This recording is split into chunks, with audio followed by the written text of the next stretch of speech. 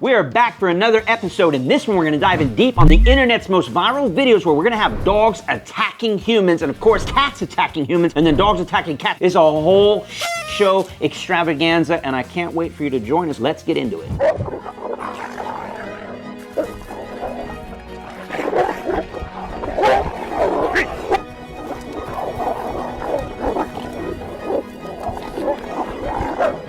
Relax.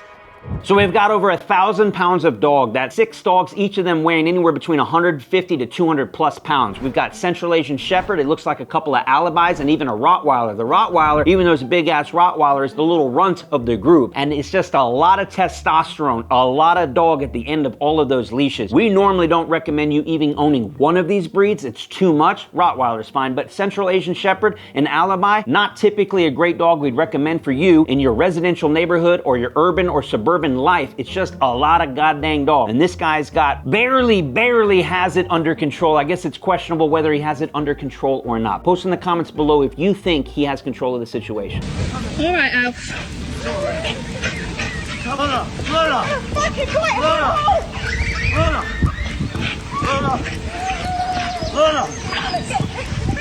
Steady now, steady now, steady now.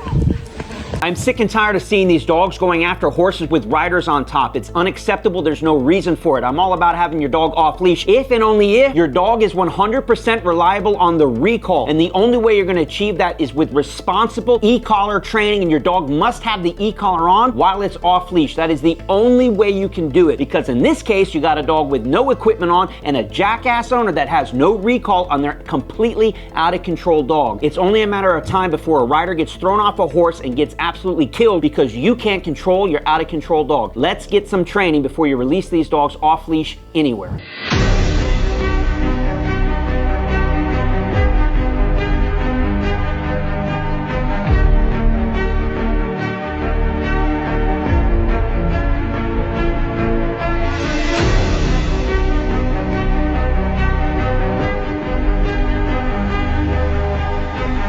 So what we have here is a Belgian Malinois going after this lady's little white dog, but it's what we refer to as misplaced prey drive. He's going after that white dog as if it was a fluffy white bunny. This lady's doing herself no favors by playing the keep away game, which is only furthering his drive to have more prey drives. Like, oh, I want what you have, as if it was a bull. I'm also frustrated that nobody there is helping her out. I see one guy take his phone out and start filming, but everyone's just kind of taking it easy. That dog needs a swift kick in the head to stop that prey drive, reset his function, and figure out that this is not a bunny. This is not something you're supposed to put your teeth on. You need to go figure out something else to chase and play with. Otherwise, we're going to end up with a dead dog here. Hey, let go! You get out of here! You need DIYcanine.com. And you, the folks at home, if you want to raise and train your dog to be the best that it can be so it doesn't attack little fluffy ones such as this, then you also need to raise and train your dog using our courses available at DIYcanine.com, where we guarantee you will have the best trained dog in your entire neighborhood or town. We'll see you in the courses, and we'll see you back in the video. It's okay, Pookie Pookie.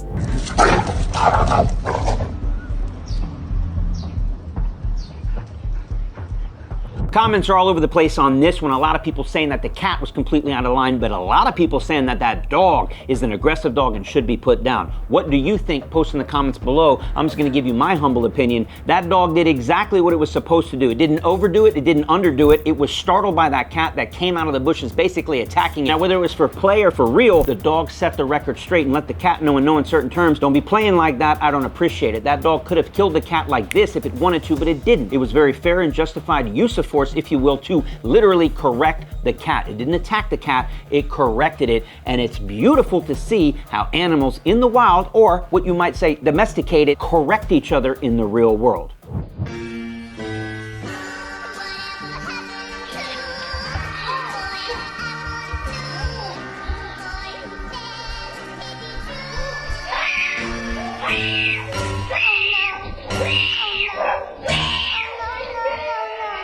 There's a reason man's best friend has and always will be the dog. Canis familiaris, not the cat. This kid steps on the cat's tail. So what? It's not even the cat whose tail he stepped on. It's the other cat that comes in, stalks him into the other room and attacks him, and that golden retriever springs into action this quick and protects his buddy. That's why we love dogs, and that's why reason 3,625, we don't play around with cats and we prefer dogs all day, every day. Never did understand that damned animal. I hate cats. You need to send that feline feline felon over to Jackson Galaxy so he can work his magic on that cat and get it trained up so it stops doing dumb stuff. This is JJ before he was brutally attacked by his neighbor's 5 XL bullies. He was just 22 months old when he was playing outside in his garden with his sister, and his father came out to find that he was being attacked by the 5 dogs and then being dragged away by 3 of them. The father had to fight the dogs for 30 seconds and wedge his own hand into the dog's mouth to try and get him to release his son. What you're seeing here is JJ after 12 reconstructive surgeries on his face and a long period of recovery.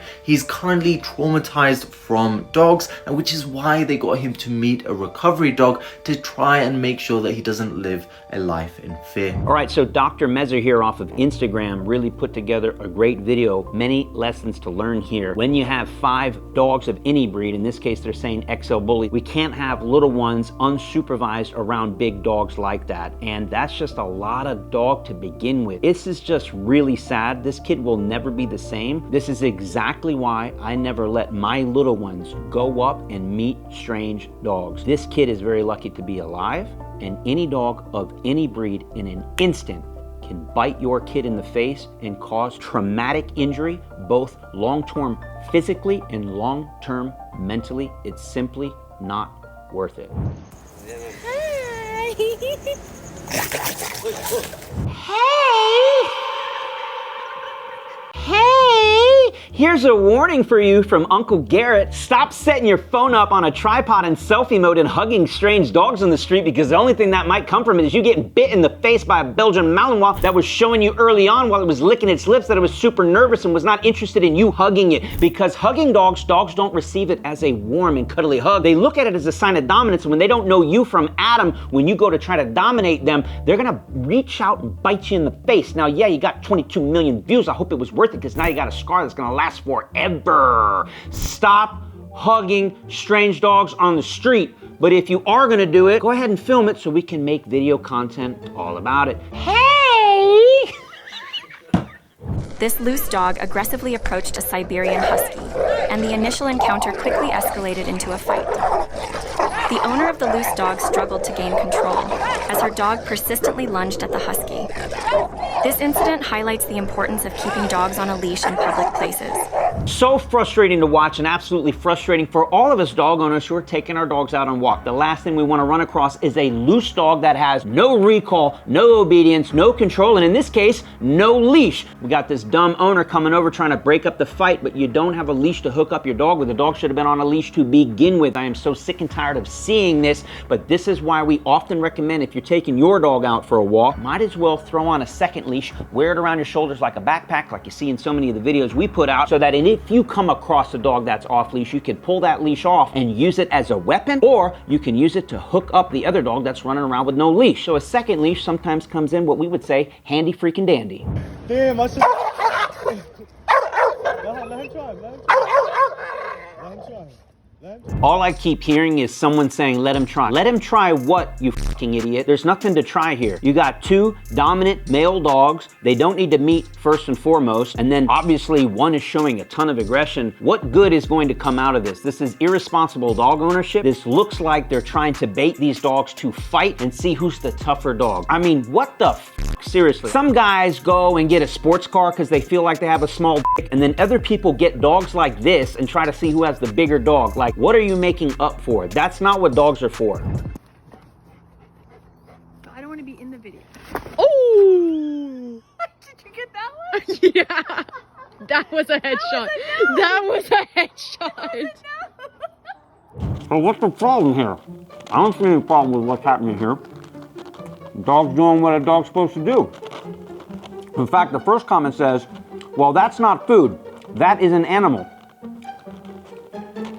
I beg to differ. Now, my wife has chickens. We got 13 of them, but their days are also numbered. And then she says she wants to get a cow. Yeah. Well, I like steak too, so we might be getting a cow any minute now. Don't you fucking spit on me! Are you fucking serious? Your dog bit my dog, and your wife just fucking spit on me!